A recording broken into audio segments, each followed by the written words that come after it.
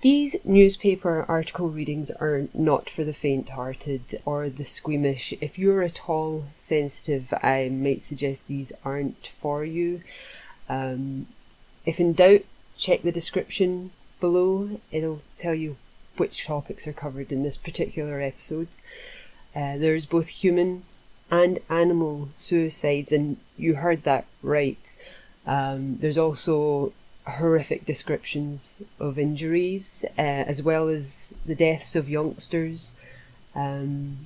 So don't do it to yourself if you're prone to nightmares, is all I'll say right now. Not all the articles are horrible. Some of them are uplifting, some of them show incredible bravery and heroism. There are near misses.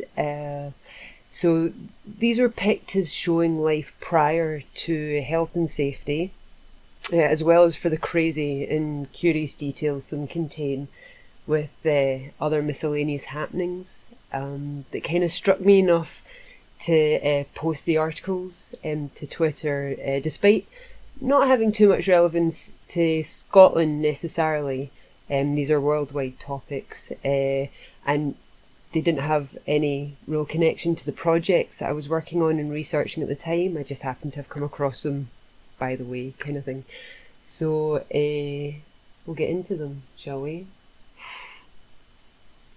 What we're going to do here is we're going to do a lucky dip of newspaper articles to really mix them up a wee bit, because while I'm doing the researches, I'm obviously coming up with the same kind of terms and things.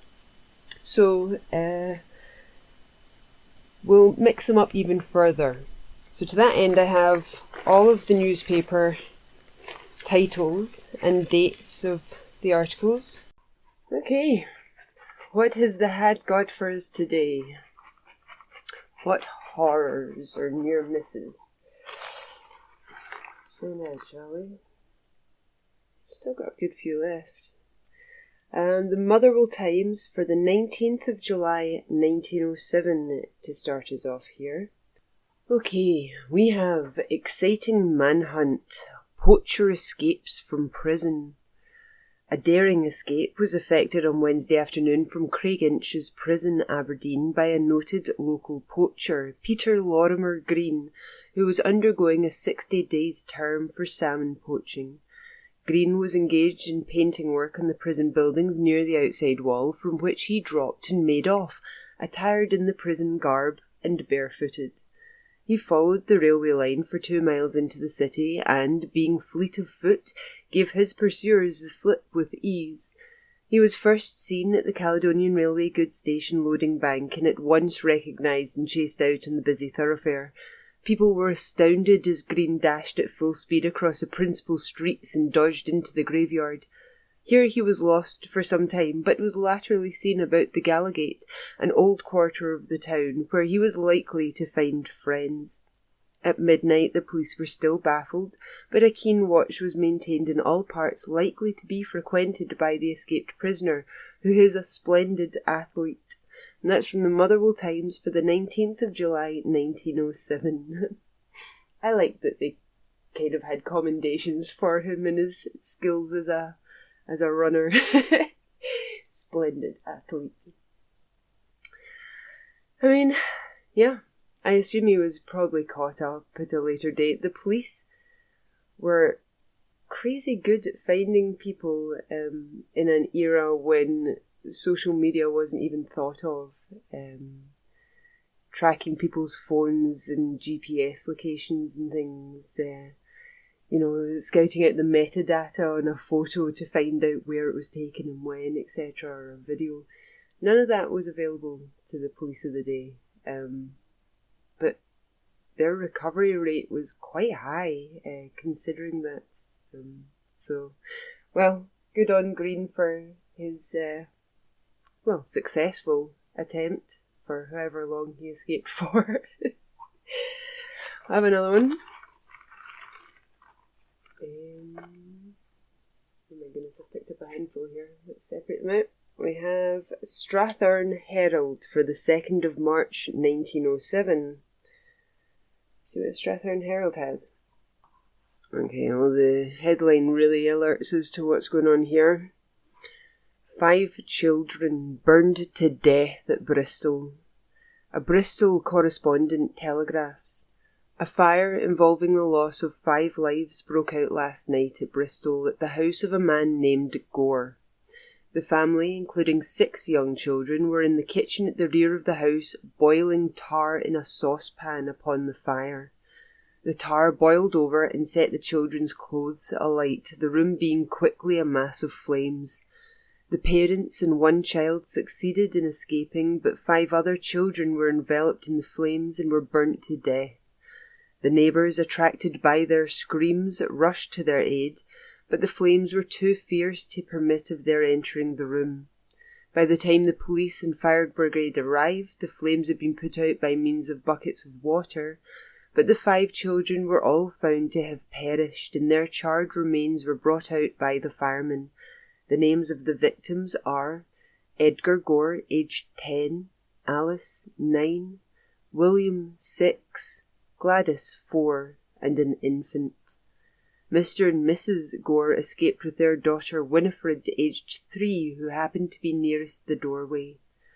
That's from the Strathern Herald for the 2nd of March 1907. I don't even know what you can say about that. I don't know for what purpose they were boiling tar on their stove for. As lax as companies were with their health and safety, there was absolutely no health and safety when working from home. These people weren't under any obligation to have any safety measures put in place. And probably quite a lot of properties were destroyed and burned down through similar means. So that's quite a horrible story from Bristol. Shall we see if there's maybe something more positive in the hat next?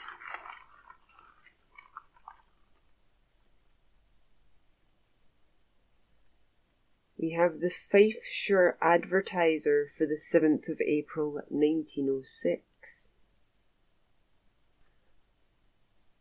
Okay, so no, this isn't very much more positive.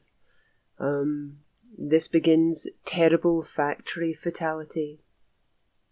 A terrible fatality occurred in one of the large linoleum factories in Kirkcaldy on Wednesday afternoon.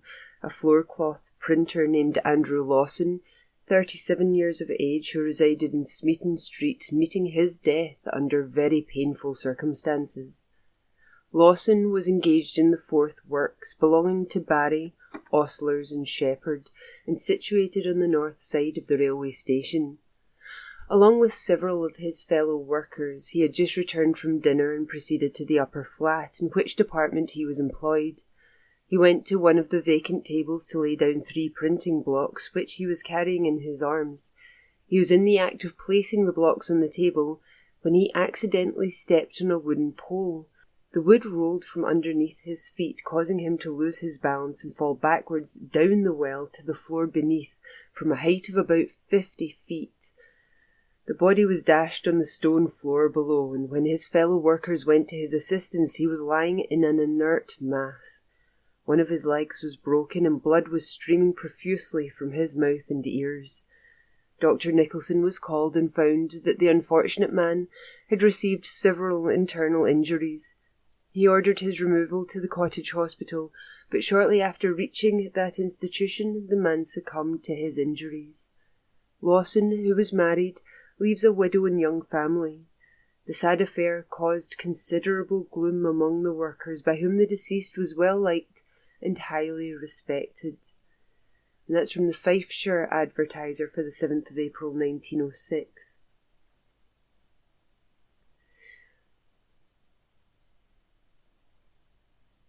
Why wasn't there a railing? Why wasn't there some impediment to being able to fall? Despite the reason, 2 people might have been trying to pass each other, and one's inadvertently bumped the other and knocked him Why would they not have some kind of provision to stop anyone from making such a descent? If that kind of article came out now, it would very likely include the ways that the company was going to mitigate that from happening in future. It would maybe end by saying the company has installed railings to prevent this from happening again. There's nothing to suggest that anything was going to be done to stop another person from meeting the same end. It's a horrible death. Like, what a fright to, like, falling for 50 feet. That's quite a height. Yeah. Okay, should we attempt for something a little more positive for our last? Never know what you were going to get with these things. We have the Kilmarnock Herald and North Ayrshire Gazette for the 18th of October 1907. Come on, Kilmarnock Herald. This one will do. The colour of the water supplied for domestic purposes to a certain North Ayrshire town, which shall be nameless, led, says the Evening News, to a somewhat amusing incident the other day. A young lady was observed to faint on the station platform, and a gentleman standing by at once rushed to the refreshment room and returned with a glass containing liquid of a warm brown colour. A mouthful of this revived the damsel. At this point, another gentleman came forward with the remark to the first, "It is too bad that you should be at the sole expense. My friend and I will go shares with you." Astonishment was written large upon the face of the Good Samaritan. "That is brandy you bought, is it not?" asked gentleman number 2. "Brandy," was the amazed reply. "No, this is good water." And that's from the Kilmarnock Herald and North Ayrshire Gazette for the 18th of October 1907. I remember walking in the woods as I went, and an adult, I couldn't tell you whether it was like one of my parents or not, certainly an adult had suggested that the water from the burn nearby, it was of a kind of brownish colour, it's a kind of reddish brown colour. I was told that it was going to be very drinkable. It would be quite healthy water to drink, that it had all the minerals in, I think people now, if they were to obtain water out the tap that was of any colour, they might have complaints to make. I can't imagine it was in any way detrimental to the people. I don't think it was bad water. I think it was, as he said, good water. It just had been through peat and such, maybe, which kind of gives it something of a colour. So, modern sensibilities, I don't think would be on board with that. Alright, well, that'll end us for this episode, and we may see you for the next one. Take care.